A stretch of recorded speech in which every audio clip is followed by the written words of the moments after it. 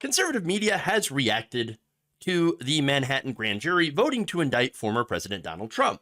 This is in relation to hush money payments made to Stormy Daniels along with Karen McDougal.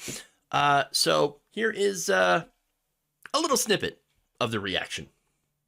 Just gotten word former President Donald Trump has been indicted by a grand jury in New York. This is a disgrace. It's a very dark day. This is like communist level shit. That this is a war on the party. It is a war on conservatism and MAGA. It almost feels like they're pushing the population to react. This ushers in what will probably be a very dark era of political persecution and prosecution, the type that we normally associate with the Soviet Union or with Banana Republic. This is stuff that would make Mao, Stalin, Pol Pot, it would make them blush.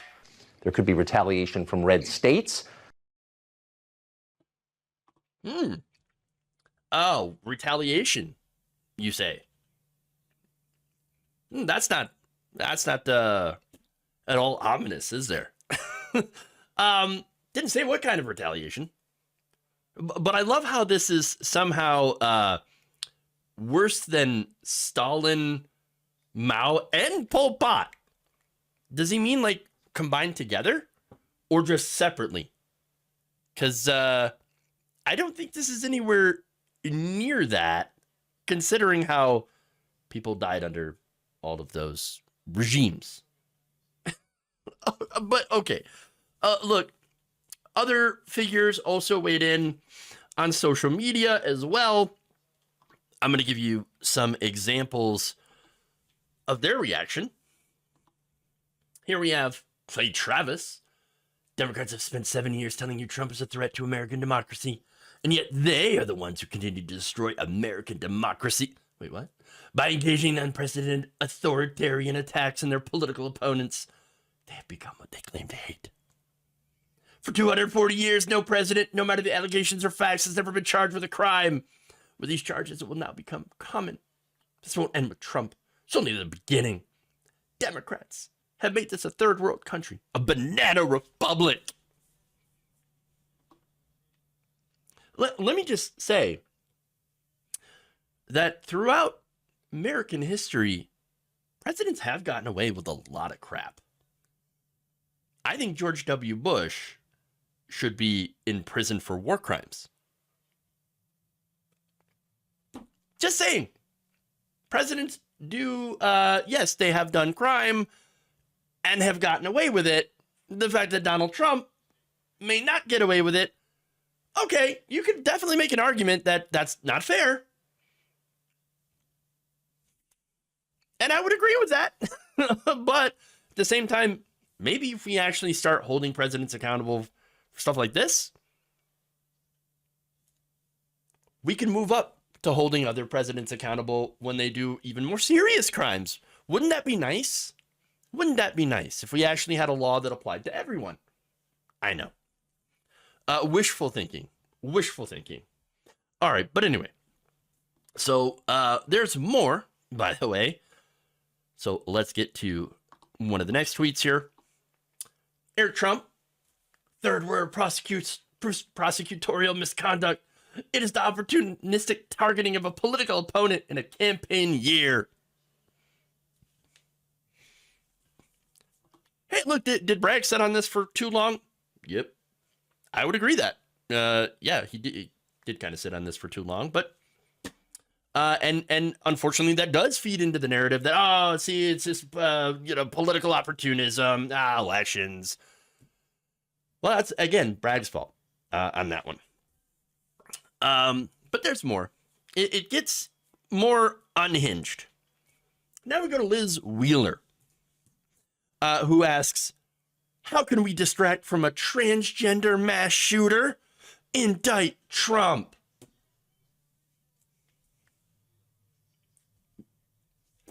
Of course, Liz Wheeler has to do that.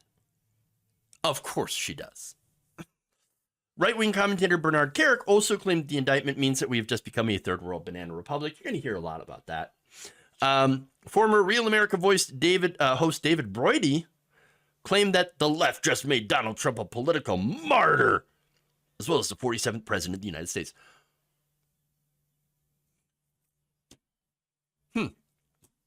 But wait, if he's a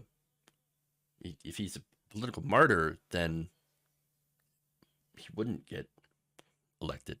Because there's nothing here that prevents Trump from running and winning. Dinesh D'Souza, who would know something about, campaign finance fraud, says, with the unprecedented indictment of a former president on manifestly bogus charges, blatantly aimed at preventing him from running for re-election, are we officially living in a banana republic? There's nothing that prevents him in this case from running for re-election. Nothing. There's Laleo Terrell. Then adds, 2 politically motivated impeachments and now a political prosecution. President Trump is more popular than ever.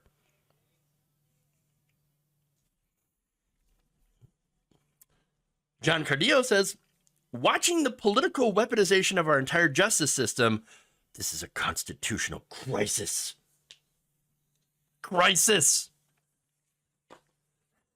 Joe Pollock said, all these are, again, notable right-wing figures that have platforms. The Trump indictment is a fraud. It will never be legitimate. It is an assault on democracy, far worse than the Capitol riot. What? Wait, what? Oh, he also threw in, left-wing radicals stormed the Tennessee Capitol today. Oh, you mean the protesters that were, yes, some of them did clamor to get in and did some pushing and shoving. Not good. They were calling for action on gun control, gun violence, to try to prevent gun violence. But notice how they were not trying to hang members of, the Tennessee local government. They weren't smashing things, smashing windows, breaking down doors, any of that. He added, this is election interference and hate. We will not accept it. We will never forget. How's this election interference? Okay. Laura Loomer also said, a dark day in America when a president is indicted in a politically motivated attack. We are witnessing the destruction of due process. No, this is literal due process. And the weaponization of all federal and state agencies against political dissidents who aren't currently occupants of the executive branch. Turning Points USA's Benny Johnson said something interesting. Democrats just turned Donald Trump into Tupac. Wait, I thought a lot of the right didn't like rappers, rap music. Oh man, it glorifies gang culture. That's why we gotta blame the rap. Well, you see, it's the deterioration of the family. Now, where are the fathers? But now, Donald Trump, just like Tupac. Really? Has he ever listened to Tupac? Especially when he said things like, we got, money for war, but we can't feed the poor? You ever listen to that? No? Not familiar? Benny Johnson has no idea what he's talking about. Oh, it gets better, though. Here's what former New York City Mayor Rudy Giuliani posted. They're not after you. Or they're not after me, they're after you. Average people. I'm just in the way. Wait, I've never really understood that argument. The average person didn't potentially break campaign finance law by paying off a porn star with hush money. How does that even make any sense? Oh, see, if they can come after Trump, they can come after you. They already can come after you. Who is that aimed at? That cannot be aimed at the average Trump voter. Although perhaps the average Trump voter looks at that and says, "Oh yeah, absolutely." No, it's for fellow. It's really a message for fellow rich and powerful people, whom this country does not have a history of holding accountable for, when they decide to do crime. Because they do crime all the time. They rob the American people. Big companies will, skimp out on safety measures and end up dumping, toxic chemicals into your city, into your backyard, which is what happens with all these train derailments. That would seem to be a much bigger issue than a rich person possibly being held accountable for paying off a porn star. Just saying. Just saying. And look, honestly, most of us would probably be in prison if we did half the stuff wealthy and powerful people generally get away with. It is that two-tiered justice system that we have. But what's more concerning, of course, are some of the threats. Threats of retaliation. One digital strategist and former Daily Caller staffer named Logan Hall alluded that there would be retribution. Fox News' Jesse Waters talked about how, he alluded where there could be violence from their side.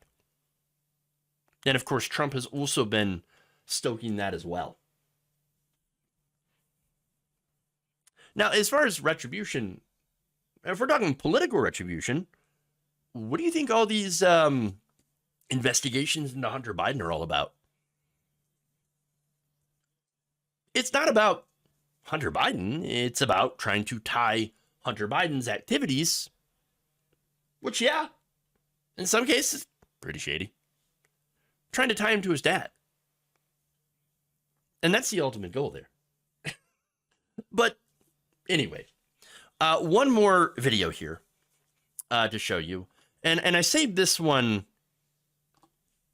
for last because it is by far the best, my favorite. This is Lindsey Graham on the verge of tears.